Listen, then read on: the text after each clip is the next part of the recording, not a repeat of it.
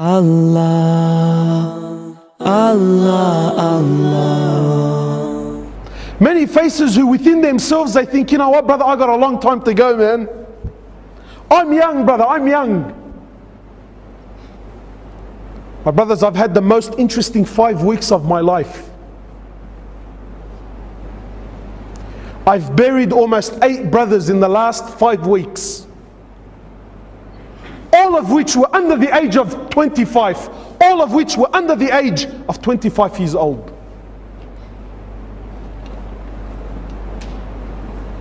And they didn't die because they were sick.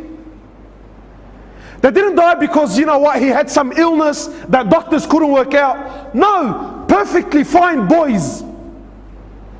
Wallahi, one of them, 18 years old, built like a tank. We actually had to bend his legs when we put him into the ground.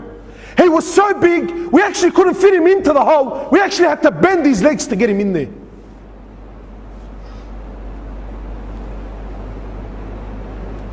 Eight, under the age of 25. And ask me how many of them prayed. None of them.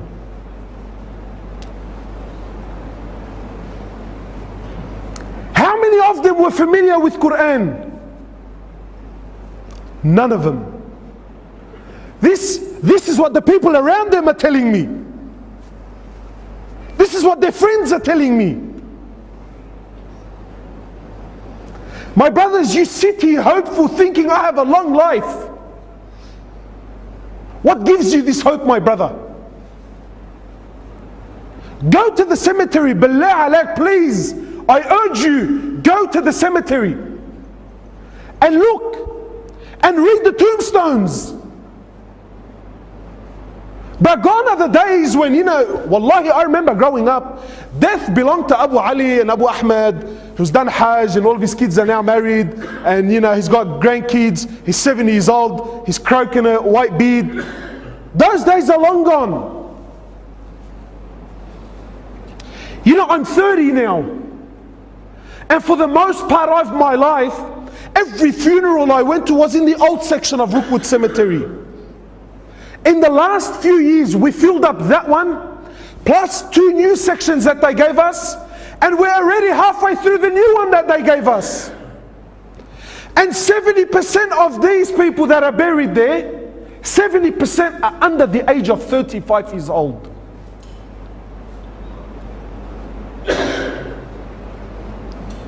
And yet we're still running amok in this world. We're still running amok. My brothers, life is serious, man. I hate to break it to you, wallahi. You know, I can sit here and give you this nice, beautiful talk with the Indian background dancers, Aflam Hindi. I can do that for you, inshallah, and make you feel good. You know, brothers tell me, brother, why have you become so pessimistic? Why don't you speak about the mercy of Allah, the rahmah of Allah? Give people hope. Sometimes hope in the wrong hands, can actually destroy the person. One of the great companions of Muhammad sallallahu alaihi wasallam, I believe it was Mu'adh bin Jabal, I believe it was him, on his deathbed, khalas, last days in his life,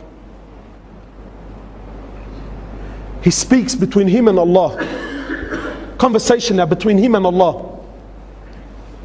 He says, Ya Allah, you know that I lived my whole life in fear of you. He says, Ya Allah, I lived my whole life in fear of you. And now, Ya Allah, I'm on my deathbed. Khalas, I'm dying, I'm going, I'm leaving. Now, Ya Allah, even if I wanted to do something I physically can't, say, Ya Allah, I'm asking now I'm knocking on the door of your rahmah. Ya Allah, now I'm knocking on the door of your mercy. He says, I lived my whole life in what? In fear. But now, Ya Allah, khalas, I've reached an age where even if I wanted to do something, I can't. I'm too old, I'm too fragile, I'm too brittle, I'm too sick. I actually can't get out of the bed. Now, Ya Allah, now at this moment of my life, I'm knocking on the door of your mercy, Ya Allah. I'm asking that you have rahmah upon me. I ask you, my brother, sincerely, did this companion not know the verses of rahmah? No, he knew it. But he knew, my brothers, that his life is serious. Brothers, you only get one shot. There's no coming back. There's no coming back. You only get one shot at life. The choice is yours.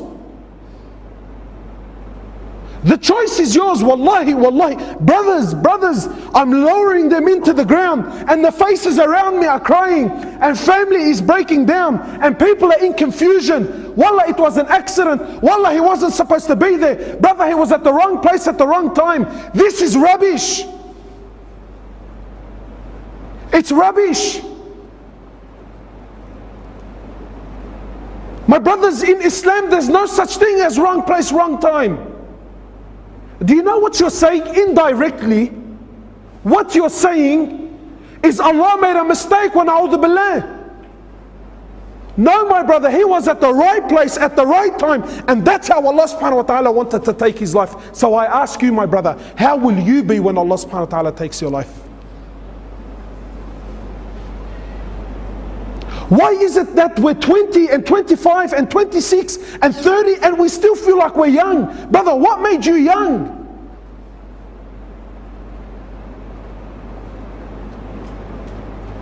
My brothers, you have one shot at life. One shot. There's no coming back. You can't come back to fix things up.